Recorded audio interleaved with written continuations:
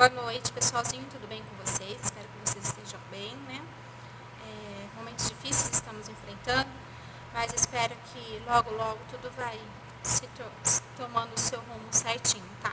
Semana passada, ou a aula passada, eu falei que eu ia falar com vocês hoje sobre posicionamento cirúrgico, né? Até pedi para vocês fazerem uma pesquisa e tudo mais.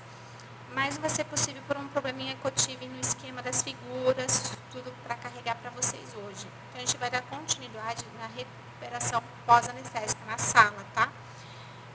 Só que essa aula a gente já vai ver essa semana, que é sexta-feira que vem, tá bom? E essa pesquisa vocês vão ter que me entregar, tá? Então, vamos falar um pouquinho sobre a sala de recuperação pós-anestésica. A sala de recuperação pós-anestésica, vocês sabiam que a área de mais complexidade, é uma área de alta complexidade, mais complexa do hospital, tá? Até mesmo pelas funções e pelo objetivo que é realizado lá dentro dos pacientes que são acometidos. Ela é tão complexa quanto uma UTI, tá? Até então, que nessa época de pandemia, a Itália, por vagas de leito, estava usando a sala de recuperação pós-anestésica, o centro cirúrgico, como unidade de terapias intensivas, né, para internação de paciente, por conta de toda a complexidade que ela tem também, como uma UTI de preparo, de todo equipamentos, né, pessoal mais treinados, para o atendimento mais específico, tá? Então, qual que é a finalidade? Qual que é o objetivo da sala de recuperação pós-anestésica? É receber o paciente que foi submetido a uma cirurgia, principalmente a um procedimento anestésico, né? Então, a gente viu na aula passada todos os tipos de anestesia, né? Então, o que a anestesia causa, que indica que a gente tem que tomar sempre muito cuidado com o paciente? São todas as depressões cardíacas, respiratórias. Então, o organismo entra num sistema de baixa, né? Então, tudo começa a ficar baixa, a pressão arterial baixa, respiratória, e tudo vai depender muito da cirurgia e do tratamento anestésico que esse paciente está recebendo, tá? E ele fica na sala de recuperação pós-anestésica até ele recuperar a sua consciência e todos os parâmetros dele serem estabilizados, tá? Que quem cuida de todos esses parâmetros é a equipe de enfermagem, né? Junto com a equipe médica, lógico. Bom, então, é considerado uma de alta complexidade, o que a gente deve ter, né, o que é necessário dentro de uma RPA? É o suporte de equipamento especializado, então a gente tanto quanto o suporte como o pessoal também treinados para receber esses pacientes. Então, mais ou menos, enfermeiros de terapia intensivas com enfermeiros que atuam dentro do centro cirúrgico e RPA, são enfermeiros com treinamentos e com capacitações muito parecidas, tá? Porque os níveis de paciente são bem críticos quando a gente recebe, tá? A gente também tem que entender que, às vezes, se o paciente tem alguma complicação pós-cirurgia, que não seja pela anestesia, mas que seja pós-cirúrgico, alguma outra complicação, ele pode, às vezes, até ultrapassar 24 horas dentro da unidade de recuperação pós-anestésica, principalmente se esse hospital não tiver vaga na terapia, na unidade de UTI. Então, o melhor lugar para ele ficar e se recuperar é a recuperação pós-anestésica e não o bloco de clínica cirúrgica, tá? Então, quais são os nossos cuidados de enfermagem? O paciente sempre deve permanecer em monitorização contínua, até que o equilíbrio dele homeostático, ou seja, pressão arterial, temperatura, tudo fique bem estável para a sua alta, tá? Então, a gente tem que tomar muito cuidado com o equipamento. Então, todos os equipamentos de monitorização, monitor cardíaco, oxigênio, tudo dentro da sala de recuperação pós-anestésica, ela tem que estar em perfeitas condições de uso. Então, a gente tem que estar sempre testando esses equipamentos, né? Todo início de plantão, para que a gente não tenha nenhuma falha, né? Porque o paciente necessita ser monitorado, por mais simples que seja a cirurgia, tá? Porque todo um ato cirúrgico é um ato invasivo, tá? A gente sempre deve observar muito bem e avaliar o local da incisão cirúrgica, tá? Até que o paciente seja transferido para outro setor. Por quê? Se não está tendo hemorragia, se não está tendo um inchaço, isso vai depender muito da cirurgia, da onde é feita essa incisão, o que engloba perto dessa incisão. Então, a incisão cirúrgica é muito importante a gente estar em observação, sempre avaliando ela, tá? A gente também deve sempre verificar a saturação de oxigênio do paciente. Lembrando sempre, principalmente a anestesia geral, ela faz uma depressão da frequência respiratória e cardíaca do paciente. Então, a gente sempre tem que estar atento ao nível de oxigênio, ao nível de saturação desse paciente, tá? E, se for necessário, a gente deve sempre adotar as medidas de oxigenoterapia para poder facilitar a expiração desse paciente, tá? Então, a gente sempre deve realizar a aferição dos sinais vitais, tá? E sempre observar também, rigorosamente, manifestações de dor. É claro que alguns pacientes já vão bem lúcidos, acordados, porque tiveram uma RAC, uma peridural, não tiveram pré-anestésico, né? Não tiveram uma sedação. Então, esses são pacientes que vão falando, mas eles estão se recuperando de uma certa anestesia. Então, esses pacientes que eles vêm já falando, a gente já presta atenção no relato deles para a dor, tá bom? Isso não é só na fala, a gente vê pelas expressões faciais também, pelo jeito que o paciente às vezes faz com dor, porque às vezes eles ficam meio com medo, ou não sabem o que falar, às vezes estão meio confusos com tudo que está acontecendo, então a gente tem que estar atento ao que o corpo está dizendo do paciente para a gente, tá? Os parâmetros dentro de uma sala de recuperação pós-anestésica sempre devem ser verificados logo na primeira hora, de 15 em 15 minutos, tá? Para a gente acompanhar certinho o parâmetro desse paciente. Então, assim, se não está tendo nenhuma mudança, porque logo que a gente ir, a primeira hora é sempre bom para a gente poder evitar eventuais complicações cirúrgicas ou até anestésicas, tá? Passando aí dessa primeira hora, a gente pode fazer depois por 2 horas a cada 30 minutos. Então, a cada meia hora a gente verifica os sinais vitais do paciente. Passando essas 2 horas, o paciente não tendo nenhuma intercorrência, não tendo nenhum problema, a gente faz isso de hora em hora até a alta dele, da unidade, né? Se houver necessidade, tá? Então, são pacientes como numa UTI, que a nossa assistência, o nosso cuidado, ele é integral para ele, tá bom? A gente sempre mantém a cabeceira lateralizada, né? Por quê? Porque lateralizada, então a gente evita que o paciente ele tenha aspiração causada às vezes por vômitos, que pode ocasionar, as próprias anestesias podem ocasionar náuseas e vômitos, né? Ou sufocamento por secreção. É claro, né, que a gente tem que observar se esse paciente ele não está entubado, se não tem dreno, se é um paciente entubado, você não vai lateralizar a cabeça do paciente. Então, a gente tem que, vamos supor assim, olhar a situação toda, né, para a gente tomar todos os cuidados necessários para aquele paciente, que são atendimentos individualizados, cirurgias diferentes, né, recuperações diferentes, tratamento anestésicos diferente, então tudo requer um cuidado diferente para esse paciente, tá? A gente vê a necessidade de cada um. Manter o paciente aquecido com manta, porque ele tem uma perca de temperatura grande, né? E também os centros cirúrgicos, o ar-condicionado, ele é bem baixinho mesmo, até mesmo para não ter a proliferação de bactérias e micro-organismos. Então, o paciente já está numa depressão de temperatura, frequência cardíaca, tudo. Então, ele sente tremores, às vezes até a própria reação da anestesia são esses tremores no corpo. Então, sempre é bom ter uma mantinha por cima desse paciente, para que ele não tenha uma perca brusca da temperatura, tá? A gente deve sempre observar, principalmente, todos os níveis de consciência e sintomas de choque, né? Então, isso é a importância da gente saber que tipo de cirurgia, como que é o pós-cirúrgico, qual que é a anestesia, como é essa anestesia, quais são os efeitos adversos dessa anestesia, porque quem trabalha na RPA tem que saber tudo que é os pós e contras, que tudo isso em conjunto pode ocasionar no nosso paciente para poder saber avaliá-lo. Se não saber, não vai saber avaliar um paciente pós-cirúrgico, tá? E os sintomas de choque também, tá? Então, tem pacientes que às vezes podem a cirurgia dar algum problema e a gente tem problema com hemorragias internas. Então, a gente tem que estar bem atentos a isso, né? Os parâmetros vão cair e vai ter uma série de intercorrências que vão acontecer e vai depender muito da localização e tipo de cirurgia que esse paciente veio a ter, tá? Sempre observar os drenos e catéteres, se eles a gente avalia a quantidade de fluido e aspecto desse fluido que está saindo desse catéter. Avaliar sempre a perfusão venosa, medicação e infusão, né?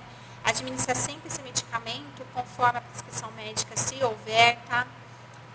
Aplicar os parâmetros dentro das escalas de Aldrich e Krolik e dentro da escala de Hansen, que a gente vai ver agora, daqui a pouquinho, não se preocupe, eu vou explicar direitinho. São parâmetros, que nem essa escala de Aldrich, eles são parâmetros que a gente avalia o nível do paciente pós-cirurgia, né? Então, vamos supor, está deambulando, a gente vai ver. E o de Hansen, que a gente vê o nível, a gente avalia o nível de consciência, a escala o nível de consciência desse paciente pós-anestesia, tá? A gente já vai ver já. Preencher todos os impressos do prontuário é importante. Cada centro cirúrgico, normalmente, eles têm um impresso específico, né? Então, sempre preencher com muito cuidado, com os horários, né? Sempre anotar com muita credibilidade tudo aquilo que vocês fizeram, intercorrência, nos horários certos, tá? Do paciente nesses impressos, tá bom? E sempre realizar todos os procedimentos assim como sua intercorrência e recomendações de cuidados especiais se tiver algum do paciente. Tá? Atender e orientar o paciente após a recuperação de sua consciência. Então, o paciente, às vezes, ele pode vir recuperado muito confuso, às vezes muito agitado, né? Às vezes ele vem bem lentamente pós-anestesia, tá? Crianças, normalmente, os pais ficam dentro dessa sala de recuperação pós-anestésica, então é interessante a gente dar essa assistência tanto para avaliar e dar esse feedback também para quem está junto com essa criança, tá bom? Anotar todas as intercorrências e sempre informar e comunicar o enfermeiro de todas as intercorrências que tiverem, tá? Após isso, a gente vai ter toda a passagem de plantão, tá? Então, quando o paciente tem alta da sala de recuperação pós-anestésica, ou ele vai para a unidade de internação, ou ele vai para a terapia, para a UTI, tá? Aí a gente tem a nossa troca de plantão. Então, o enfermeiro faz troca de plantão com o enfermeiro e técnico faz troca de plantão com o técnico, tá? O que vai falar? O que a gente vai conversar nessa troca de plantão? Essa troca de plantão é importantíssima, tá bom? A gente vai passar tipo de cirurgia, incisão cirúrgica, técnica anestésica, posição cirúrgica, duração da anestesia, condições clínicas desse paciente, se teve alguma intercorrência ou não, foi tudo certo, o paciente está indo bem, tá? Então, é toda aquela vida do paciente que teve em 2, 3, 4, 10, 12, 20 horas que ele ficou dentro daquela sala de recuperação pós-anestésica, a gente vai estar passando o plantão. A passagem do plantão é extremamente importante para a continuidade do tratamento do paciente, tá? Então, uma passagem de plantão falha, ela pode falhar o tratamento do paciente lá na frente, porque eu não estive as últimas 6 ou as últimas 12 horas com esse paciente, então eu preciso que esse outro colega meu que esteve me passe todo esse plantão, me passe toda essa história.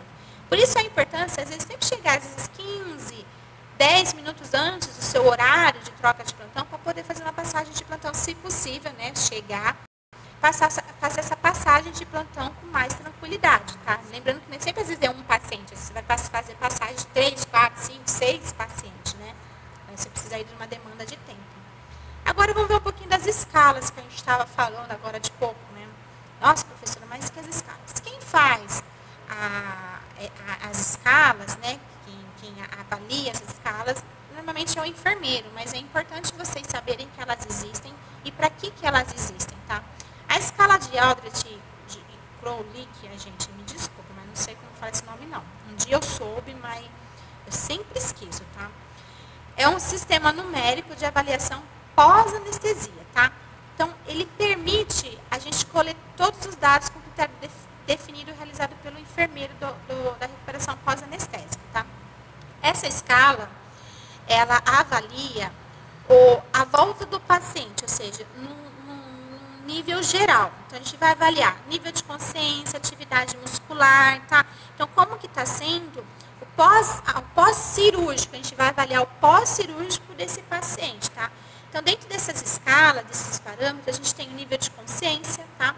Vocês ainda não tiveram, mas é muito parecido com a escala de Glasgow. Na pediatria, a gente tem o Apgar, tá? Que são parâmetros que a gente utiliza para poder fazer a avaliação desse paciente, tá? Nesse caso, a gente avalia o paciente de uma maneira geral pós-operatório, tá? Então, a gente vai avaliar o nível de consciência, se o paciente está desperto totalmente, desperto a chamada,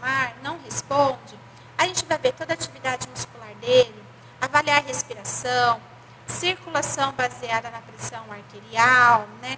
Essa circulação baseada na pressão arterial, o enfermeiro vai ter que avaliar. Olha como que é importante ter as anotações de enfermagem sempre muito bem feitas, tá?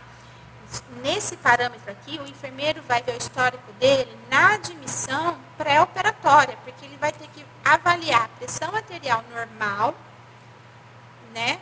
Antes e depois dos pré-anestésicos, né? Para poder avaliar em qual etapa que esse paciente se enquadra, tá? A saturação de oxigênio, tá bom? Pegando tudo isso, faz-se uma somatória, tá?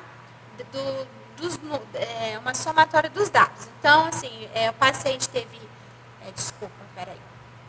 O paciente teve 2 níveis de consciência, 2 de atividade muscular, 1 faz a somatória. Quando esse paciente atinge um resultado de 8 ou superior a 8, ele já pode, os outros parâmetros eles estão todos estáveis, ele já pode ter a alta dele da recuperação pós-anestésica, tá? Então, o que ele precisa dentro desse parâmetro, dentro desse resultado, o que ele precisa estar? Os parâmetros todos estáveis, o nível de consciência, ausência de náusea ou vômito, saturação de oxigênio equilibrada, incisão cirúrgica sem presença de sangramento ativo, força e sensibilidade muscular, né, e temperatura corpórea. Lembrando sempre que a gente tem que tomar muito cuidado, porque tudo vai depender de caso a caso. A gente tem pacientes que a gente não vai conseguir fazer a avaliação dele dentro dessa escala, né? Porque é um paciente, vamos supor, um neurológico, uma cirurgia torácica, cardíaca, que às vezes o paciente vai ter que ficar em coma induzido por alguns períodos, né? Então a gente não vai conseguir avaliar ele dentro desse quadro, vai dar um valor muito baixo, tá? Mas professora, mas e aí se deu valor muito baixo? Então, se deu um valor muito baixo, a gente sabe que a gente não pode enfiar esse paciente para uma unidade de internação comum, tá? A gente tem que levar ele para uma UTI, que lá vai dar continuidade nesse tratamento para esse paciente. Por isso a importância dessas escalas, dessas avaliações, desses parâmetros. A próxima é a escala de Hansen. Essa escala a gente usa para avaliar o nível de consciência do paciente pós-anestesia, tá? Quando ela foi criada para a gente poder saber quais são os efeitos, o médico que criou, para ver os efeitos da anestesia no corpo humano, tá? Então, a gente utiliza muito para avaliação do nível de consciência do paciente. Até para saber se até onde essa anestesia está sendo, vamos supor, em termos de quantidade bom para esse paciente não sentir dor para o procedimento, né? Então, não só a enfermeira, como a anestesista, como o médico intensivista lá na UTI, ela é utilizada muito na UTI, porque a gente tem muitas vezes pacientes que vão em coma induzido, ou pacientes, lembra, que vão com catéter intratecal, aqui embaixo, com a peridural, que recebem doses anestésicas, né? Para poder aliviar a dor. Então, serve como parâmetro também para poder o médico estabilizar a dosagem do anestésico nesse paciente, tá? Então, ele é avaliado através de estímulos verbais e táteis, né? Então, a gente vai estimular o paciente verbalmente e por tato, por contato, né? A gente tem 6 graus desse paciente que a gente pode responder, classificar ele. O primeiro grau, quando o paciente se encontra ansioso, agitado, né? O segundo é cooperativo, orientado e tranquilo. O grau 1, às vezes, é quando a gente pega aquele paciente que está voltando somente de uma anestesia geral. Normalmente, os pacientes vêm mais ansiosos, mais agitados, sem saber o que está acontecendo. Uns, às vezes, querem puxar catéter. A gente tem que fazer a retenção no leito do paciente, às vezes, dentro já da RPA. Então, serve, dentro dessa escala, a gente vai avaliando o grau do nível de consciência. Então, o paciente ele não está tão lúcido, ele não está tão consciente, ele está bem confuso, né? O grau 2 é que o paciente já está mais cooperativo, ele já está bem orientado, já está bem tranquilo em tudo aquilo que está acontecendo com ele, tá? O 3, o paciente apresenta-se bem sonolento, atendendo os comandos. Então, o paciente está bem sonolento, só que quando eu falo com ele, ele me responde algum comando. Sim, levanta um pouquinho a mãozinha, ou seja, ele tá voltando aí da anestesia, tá? O grau 4, quando o paciente está dormindo. Ele responde rapidamente aos estímulos glabelar. O que são estímulos glabelar? Aqui, ó, acima do nariz, entre as sobrancelhas, a gente tem a parte glabelar, né? É uma parte dura. Sabe quando a gente responde para o paciente, para alguém que a pessoa faz, a gente faz aqueles movimentos, não dão risada das minhas caretas, tá? A Pro tá tentando explicar. É o franzido da testa. Então, quando a gente está bravo, quando a gente está triste, ansioso, o paciente, ele mesmo dormindo, ele consegue ter uma resposta glabelar. O que é glabelar? Ele me responde com alguns franzidos, vamos supor, com alguns estímulos da testa, que vai ser positivos ou negativos, tá? E também aos estímulos sonoros vigorosos. Então, quando eu falo alto com ele, ele consegue, tá com dor? Ele vai fazer aquela careta de dor, tá? Se vocês derem risada de mim, vocês vão ver comigo depois, viu? O grau 5 é quando o paciente está dormindo, só que ele vai responder lentamente a esses estímulos, tá? E o 6 é quando o paciente está em coma, ou seja, dormindo sem nenhuma resposta, tá? Então, essas são as escalas que a gente usa dentro da RPA, tá? E também é utilizada, às vezes, muitas vezes, dentro da terapia intensiva, dentro da UTI. Quando vocês tiverem aula de UTI, que é o próximo módulo, a professora vai estar falando melhor com você, principalmente dentro de outras escalas também, tá? Espero que vocês tenham gostado das aulas. Desejo a vocês uma boa semana. Essa semana a gente ainda vai se encontrar. De exercício, revisam o conteúdo, estudam o conteúdo, não deixam para depois acumular tudo lá na frente, tá? Então, estejam sempre estudando, reserva um tempinho aí para vocês. Espero que vocês estejam gostando, estou me esforçando bastante, tá? Qualquer dúvida, qualquer reclamação, vocês podem estar falando comigo. É importante que vocês me dão esse feedback, tá? Estou tendo alguns alunos que estão me dando, está sendo bem legal, porque aí eu vou me adequando